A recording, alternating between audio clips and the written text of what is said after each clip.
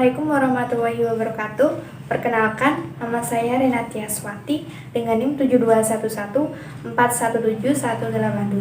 dari Akuntansi UNES.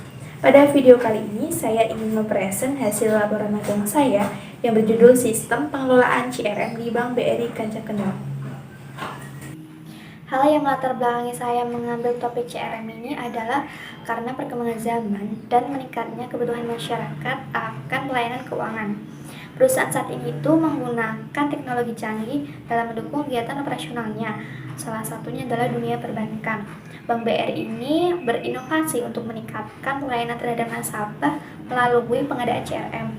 Dengan CRM ini, nasabah dapat bertransaksi tunai maupun non-tunai selama 24 jam tanpa harus antri di teller.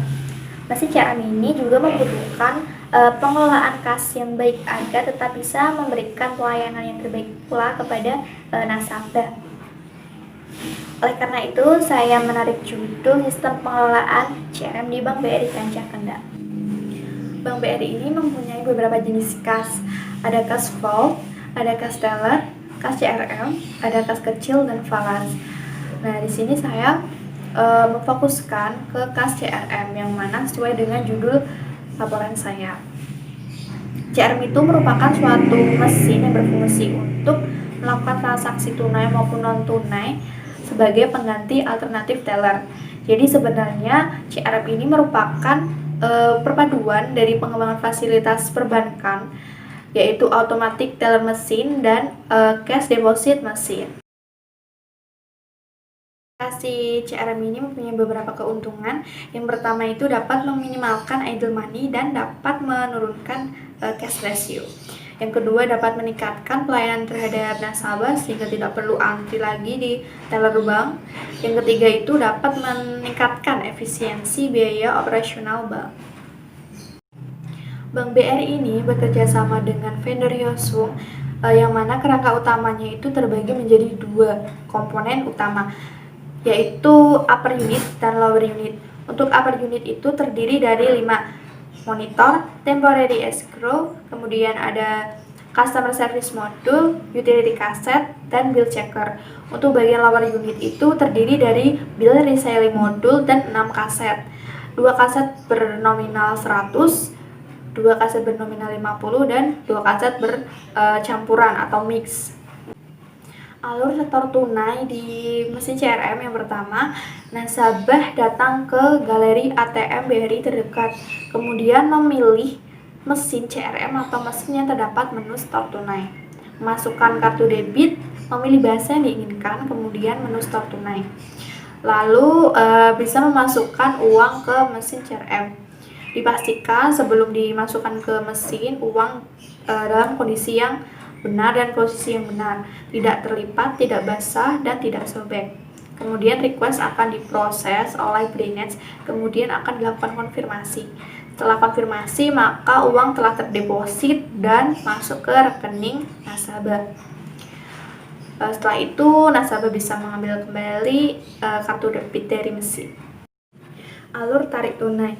Di alur tarik tunai ini, yang pertama nasabah dapat datang ke galeri ATM BRI terdekat, kemudian memasukkan kartu debit ke mesin CRM, memilih bahasa yang diinginkan dan menu tarik tunai, lalu memasukkan jumlah uang dan nominal yang diinginkan.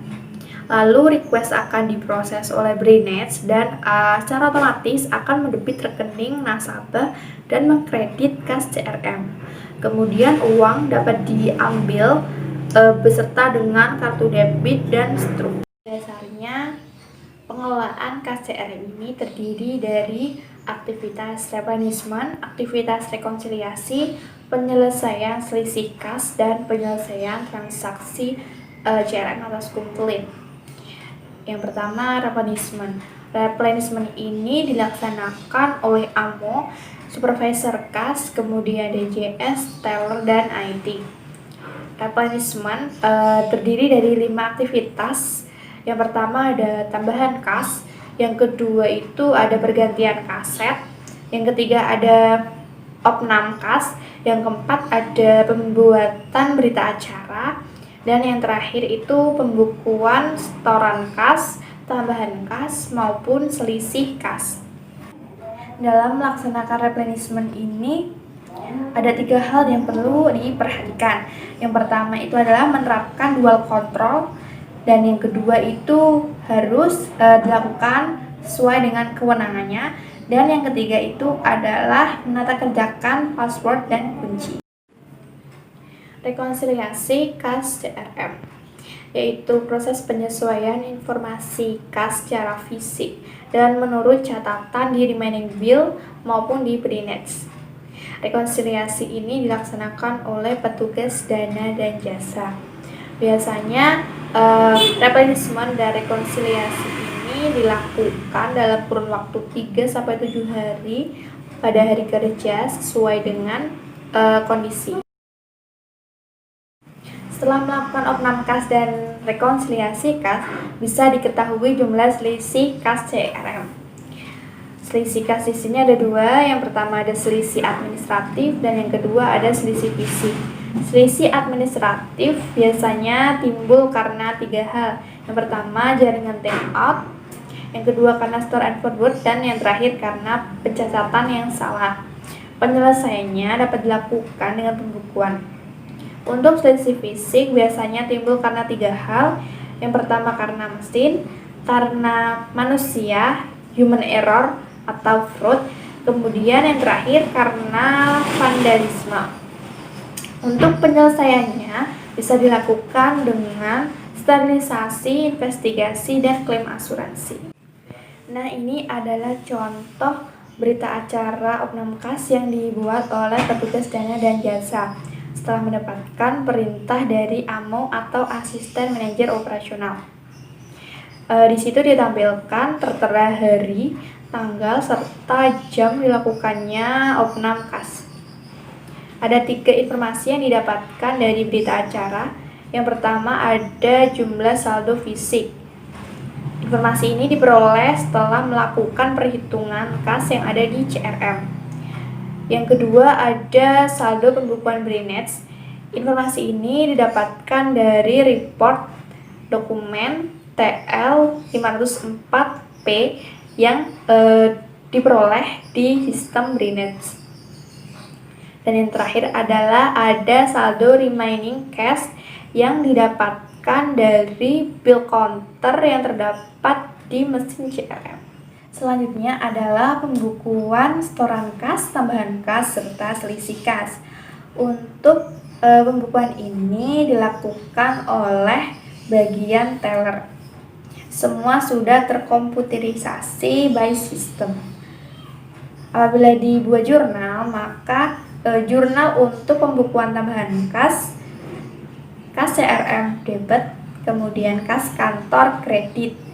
Untuk pembukuan setoran kas CRM, maka jurnalnya yaitu kas kantor debit dan kas CRM kredit. Pembukuan selisih kas CRM terbagi menjadi 2, yaitu selisih lebih dan selisih kurang. Untuk pembukuan selisih lebih kas CRM, jurnalnya adalah kas CRM debit dan selisih kas lebih CRM kredit. Untuk pembukuan selisih kurang kas CRM itu adalah jurnalnya selisih kurang kas CRM debit dan kas CRM kredit. Sekian dari saya, kurang lebihnya mohon maaf. Terima kasih. Wassalamualaikum warahmatullahi wabarakatuh.